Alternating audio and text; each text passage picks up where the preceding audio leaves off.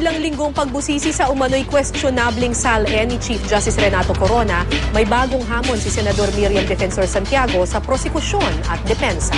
May news to go si Dano Tingkungko. You have your work cut out for you. Prosecution panel show that an omission or a misdeclaration was deliberately intended by the defendant. You must show essential element of intent to commit the wrong.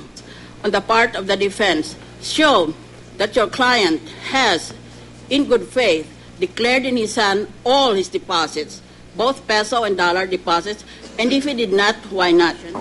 Sa simula ng impeachment trial kahapon, mabigat ang hamon ni Senator Judge Miriam Defensor Santiago sa prosekusyon at depensa. Bukod daw sa pagpapatunay na hindi naging tapat si Chief Justice Renato Corona sa kanyang SALN, dapat din daw patunayan ng prosekusyon na may intensyon itong magsinungaling. Para kay Attorney Raul Pangalangan, dating dean ng UP College of Law, ang ibig sabihin nito ay...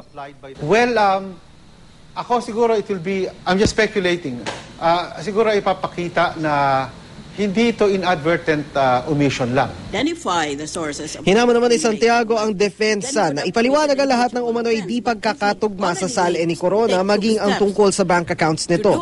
Hindi naman pinayagan ni Presiding Officer Senator Juan Ponce Enrile ang balak ng depensa na magpresenta ng SALN ng ibang opisyal ng gobyerno para patunayang karaniwang hindi inilalagay sa SALN ang acquisition cost ng mga ari-arian tulad ng ginawa ni Corona. Ayon kay Enrile, irrelevant daw ito dahil SALN lamang ng punong maestrado ang tinatalakay. Pero para kay Pangalangan, maaari raw sana itong magamit ng depensa sa usapin ng intent na ipinupunto ni Santiago. It doesn't settle the legal question.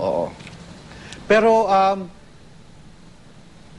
siguro yun ang I would say the most innocent way to ask for the information is to say na gusto lang namin pakita naman na talagang nangyayari ito sa government. Hindi ito isolated.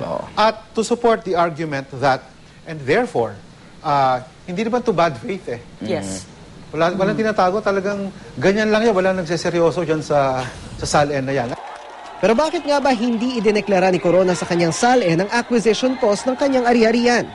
Pinakamadaling ilagay na cost, acquisition cost. Yes. Yun ang alam ng tao Alam naman niya acquisition cost siya, yun na dapat ang nilagay. Mas madaling Kaya nagtataka ako, bakit yung pinakamadaling ilagay ang hindi nilagay?